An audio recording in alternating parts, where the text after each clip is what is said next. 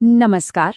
क्या कभी ऐसा महसूस हुआ है कि हम जिस जगह पर रहते हैं वो हमारे मूड और यहाँ तक कि हमारी कामयाबी पर भी असर डालती है?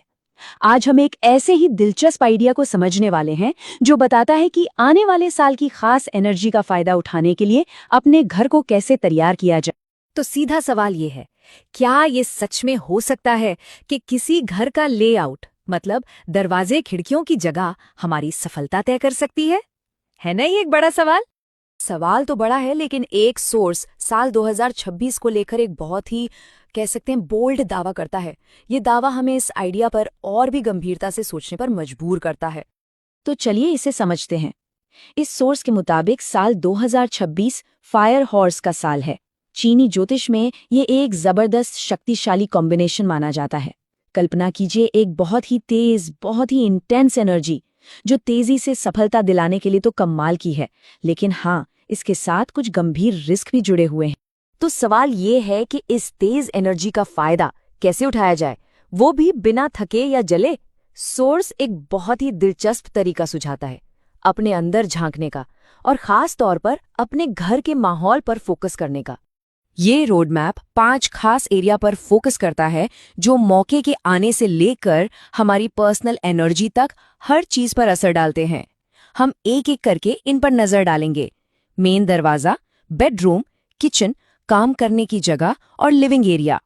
तो सबसे पहले बात करते हैं घर के एंट्री पॉइंट की, यानी हमारे मेन दरवाजे की। देखिए, मेन दरवाजे को सिर्फ आने जाने का रास्ता मत समझिए।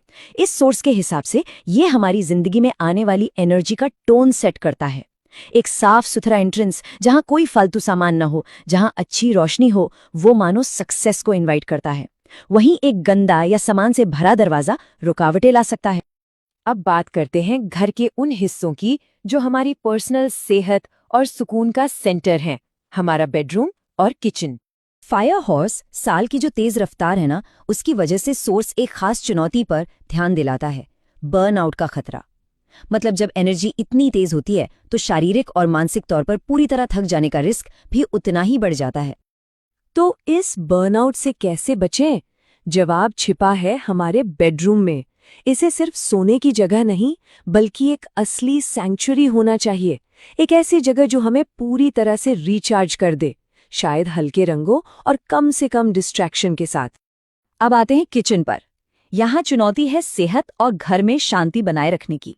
सोर्स एक्स्ट्रा हीट से बचने की सलाह देता है। अब ये हीट सिर्फ आग वाली नहीं, बल्कि आप समझ रहे हैं, बहस, तनाव, ये सब भी हो सकती है जो घर की शांति भंग कर दे। किचन को हमारी सेहत का सेंटर माना गया है। चूल्हे और ओवन की वजह से यहाँ पहले से ही आग यानी फायर एनर्जी होती है। तो इस इंटेंस फायर हॉर्स साल में इस एनर्जी को बैलेंस करना बहुत जरूरी हो जाता है, ताकि ये हम पर हावी ना हो जाए। तो देखिए, यहाँ एक साफ साफ बैलेंस नजर आता है। बेडरूम है पर्सनल एनर्जी को रिस्टोर करने के लिए, और किचन है उस एनर्जी को बनाए रखने के लिए, हेल्थ और स्टेबिलिटी के जरिए। मतलब एक के बिना दूसरा अधूरा है। अच्छा, अब आगे बढ़ते हैं और घर के उन हिस्सों की बात करते हैं जो हमें बाहर की दुनिया से कनेक्ट करते हैं। हमारे कनेक्शन हब, जहां हमारा काम और सोशल लाइफ एक साथ आते हैं। जब इस साल की तेज रफ्तार एनर्जी का फायदा उठाने की बात आती है तो एक जगह सबसे जरूरी है। जैसा कि सोर्स साफ साफ कहता है, सफलता यहीं होती है। मतलब घर का ऑफिस या स्टडी एरिया, उसे इग्नोर नहीं किया जा सकता। एक ऑर्गेनाइज्ड, अच्छी रोशनी वाला सेटअप जो कंसंट्रेशन में मदद करे, वो इस साल की तेज एनर्जी को सिर्फ भागदौड़ से बदलकर असली तरक्की में बदल सकता है।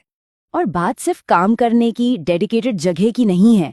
घर के जो कॉमन एरियाज हैं, वो भी बाहर की दुनिया के लिए एक जरूरी पुल का काम करते हैं।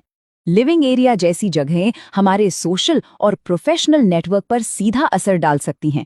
इन जगहों को वेलकमिंग और वाइब्रेंट रखने से, मतलब जहां मेहमान आ सकें, जहां बैठकर आराम से बात हो सके, उससे नए कनेक्शंस, सपोर्ट और यहां तक कि पहचान बनाने में भी मदद मिल सकती है।